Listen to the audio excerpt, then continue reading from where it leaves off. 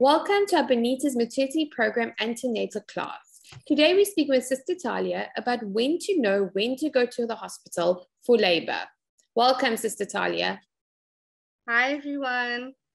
Yes, it's quite a tongue twister, but when do we know when to go to hospital? It's one of the most frequently asked questions coming through to our health call center from moms. When must they go into hospital for delivery? This is a very important question as you are coming to the end of your pregnancy, as you would like to know when and when are we really in labor. These signs are not only for mothers that are planning natural vaginal delivery, but also relevant to moms that's having a planned C-section, as this will guide you when there's some warning signs and when should you go in terms of how evident is the signs. The first sign is bleeding. This is a blood that can be a light brownish color, it can be brown, it can be pink tinged or reddish. It's quite normal. It's the mucus plug coming out and it's actually getting ready. So over the few months, your mucus plug has accumulated to keep baby in there. It's actually like a bottle stopper in a way. So now it comes out and now we're getting ready. So it's your body's way of showing us and we call it a bloody show. However, if you do see this sign, it's time to pack your bags and head to the maternity unit.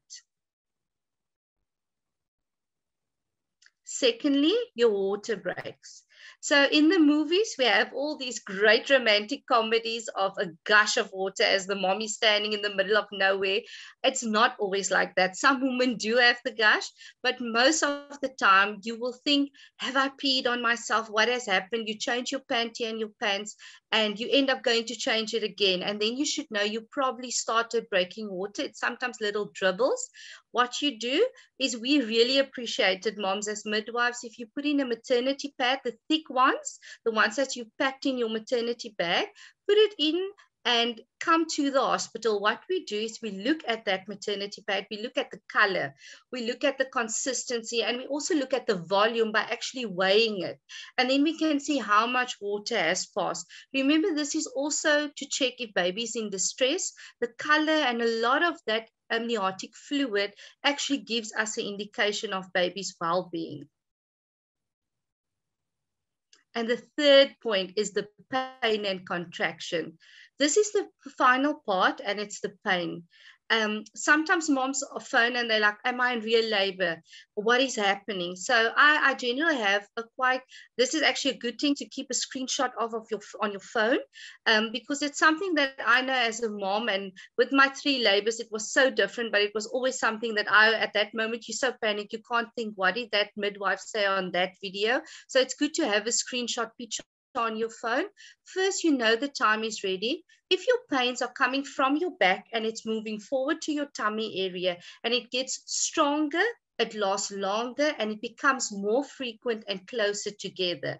This is where they will normally say, keep a watch on you, check your timing. I do know that's quite impossible. You in pain, your partner is in a panic.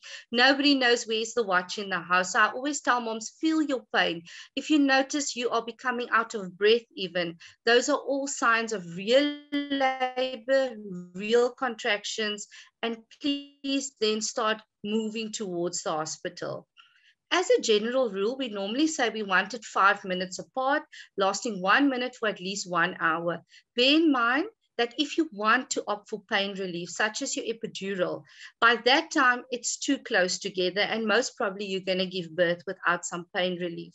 So I tell, especially first-time moms that is wanting pain relief, calculated. If you are becoming out of breath, it's really painful now, get in your car, rather get to the hospital. And also your distance from your hospital is important. If you're too far, be safe and get there ahead of time. They can rather send you home again. But if you are close to hospital, you can play a bit more with time, but do keep in mind, a lot of times your gynae is not the person that's going to be giving you epidural. It is your anesthetist, so he needs to sometimes be called out. And we also don't know the distance he is at that moment.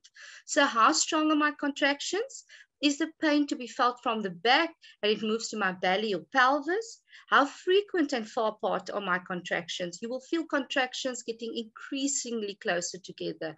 And how intense are my contractions? The contractions of labor, it usually starts out of mild, but it gets more intense and progresses. How long do they last? Real contractions can start out short, but it will get longer as labor progresses.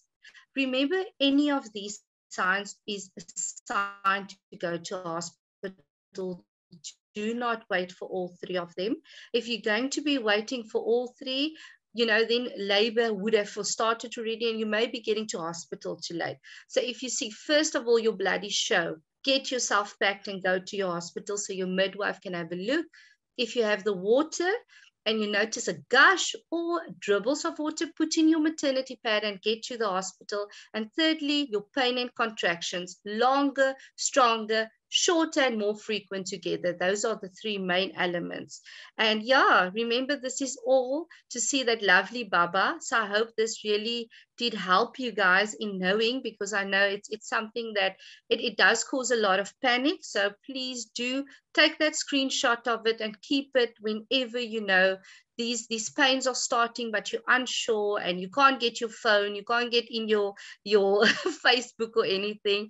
I know with panic it does occur, so it will really help you in just guiding you to get to hospital.